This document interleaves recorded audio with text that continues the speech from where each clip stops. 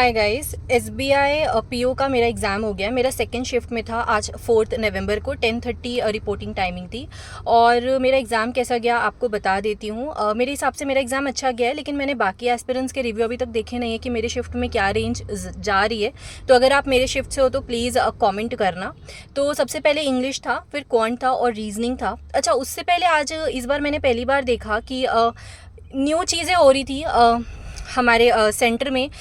जैसे कि जो सैंडल पहना था वो उतरवा दिया, इयररिंग्स वगैरह तो उस पर सेलो टेप लगवा रहे थे, पूरा उसको पैक कर रहे थे। और बैंगल्स मतलब हाथ में कुछ है वो तो निकलवा ही रहे थे। इसके अलावा पेन्स ट्रांसपेरेंट चाहिए ही थी। मतलब हर बार इतना स्ट्रिक्ट चेकिंग नहीं होता, इतनी स्ट्रिक्ट चीज़ें नहीं होती, लेकिन इस बार कुछ डिफरेंट था।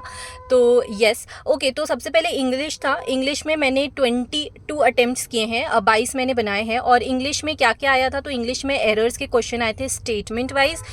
4 स्टेटमेंट दिए थे और उसमें से आपको ये सेलेक्ट करना था कि कौन सा करेक्ट है। एरर जिसमें नहीं है वो सेलेक्ट करना था।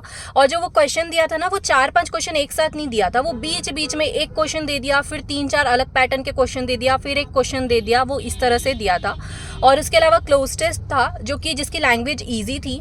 और अगर मैं बताऊं इंग्लिश में, तो मेरे साथ ये हुआ कि मैं आपको हमेशा बोलती हूँ कि पहले आप मिसलेनियस अटेम्प्ट कर लो और फिर आप अपने इस पे आना आरसी में या पैराजम्बल में। पैराजम्बल मेरी शिफ्ट में था नहीं, तो मैंने पूरा मिसलीनियस बनाया और क्लोज टेस्ट बनाया।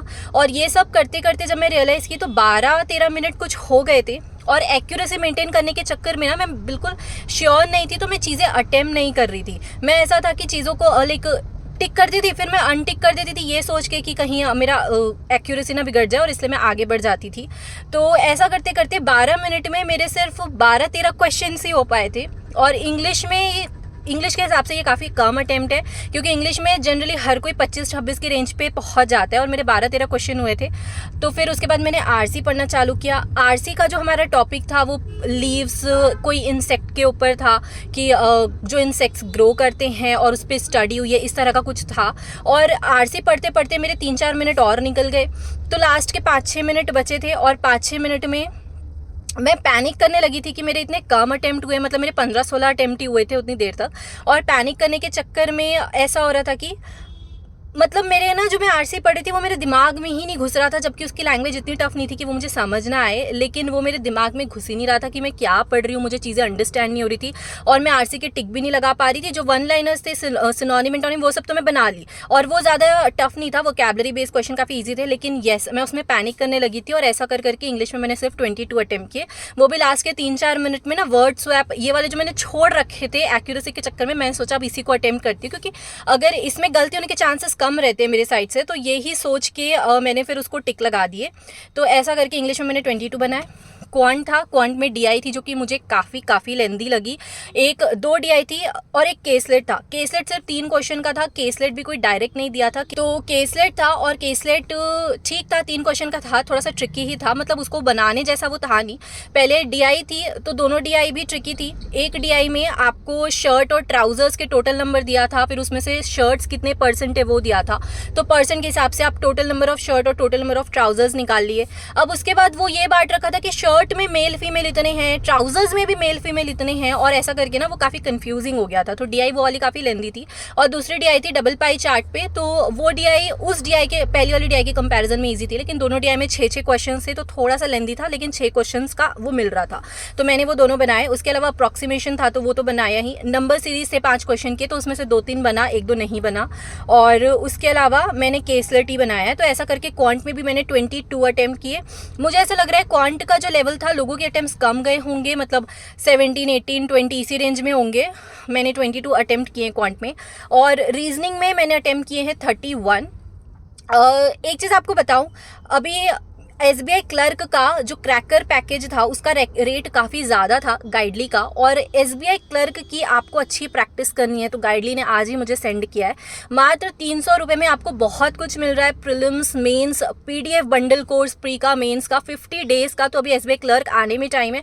आने के बाद आपका जब तक प्रीलिम्स होगा, फिर जब तक मेंस होगा, दोनों होते तक आपके प्रीलिम्स मेंस में अभी 2 महीने तो हैं, तो 50-50 दिन का आपको बहुत अच्छा पैकेज मिल रहा है, बहुत अच्छी प्रैक्टिस हो जाएगी।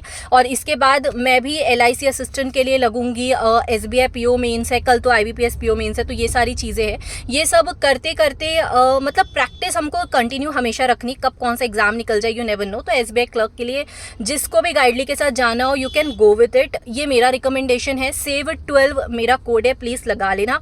मुझे ये वीडियो में बताना था क्योंकि ये वीडियो में आप लोग के तक बात अगर पहुंच रही है तो मतलब आपको ये समझ आए कि उसके लिए प्रैक्टिस बहुत ज़्यादा लगती है। मैंने काफ़ी प्रैक्टिस की है और आज मेरा पेपर भी अच्छा गया है, तो मैं सोचा कि आपको बता दूं। तो रीजनिंग में, अच्छा मैंने रीजनिंग का पेपर रिव्यू दे देती हूँ। रीजनिंग में 4-5 पजल्स आई थी, मैंने ऑलमोस्ट सारी पजल बना ली है। 31 अटेम्प्ट किए हैं, तो मतलब 4 क्वेश्चन छूटा है। 4 क्वेश्चन में एक मिसलिनियस था और एक वो था अनसर्टेन पजल थी, मात्र 3 क्वेश्चन की, तो वो मैंने छोड़ दी। उसके अलावा सारे बड़े पजल्स मैंने कंप्लीट कर लिए हैं। और क्या था, डायरेक्शन आया था, वो भी बन गया। और उसके अलावा सिलॉजिज्म था और इनइक्वालिटी था, बस यही सब था। 1 लाइन वाले क्वेश्चन थे जिसमें एक मीनिंगफुल वर्ड बनाना था, 4 लेटर से बनाना था और उसका स्टे बन रहा था। तो स्टे बन रहा था उसका, सेकेंड लेटर पूछा था तो वो T आता। मतलब अगर मेरी शिफ्ट से कोई है तो नीचे कमेंट करना। इसके अलावा रीजनिंग अच्छा था। ओवरऑल मैंने 75 अटेम्प्ट किए हैं, तो मेरा पेपर तो मेरे हिसाब से अच्छा था। एंड लेट्स सी क्या होता है। इसके अलावा कल IBPS PO मेंस है, तो सबको बेस्ट ऑफ लक। बस एक चीज़ जो मैंने रियलाइज़ की कि आपको काम रहना होता है, क्योंकि आज इवन प्री में मैं 2-3 बार स्टक की थी। इंग्लिश मेरा ऐसे लग रहा था बुरा जा रहा है। एंड में भी 22 अटेम्प्ट करके मैं सेटिस्फाइड नहीं थी, क्योंकि 25-26 इंग्लिश में हम कर लेते हैं। हालांकि मुझे लग रहा है 22 मेरी एक्यूरेसी अच्छी होगी, बट स्टिल ये है कि 25-26 हम रेंज लेके चलते हैं। और मैं अगर उतना बना लेती तो मेरे अटेम्प्ट्स और बढ़ जाते, अराउंड 78-79 ऐसा हो जाता, तो वो काफ़ी कॉन्फिडेंस दे देता मुझे। बट ये है कि एक्यूरेसी मेंटेन करनी थी। क्वांट रीजनिंग में भी मैं एक बार स्टक की थी। मैंने अनसर्टेन पजल उठा लिया था, लेकिन फिर मैंने डिसीजन लिया 1 मिनट बर्बाद करके कि ये बनाने लायक नहीं है और सिर्फ 3 नंबर दे रहे, तो मैंने उसको छोड़ दिया और मैं दूसरी पजल पे मूव ऑन की। तो कामनेस का गेम है, कल भी काम रहेंगे एंड विल ट्राई कि काफ़ी अच्छे से पेपर देकर आए। आपको भी बेस्ट ऑफ लक। कुछ भी लगे तो कॉमेंट कर देना। Thank you.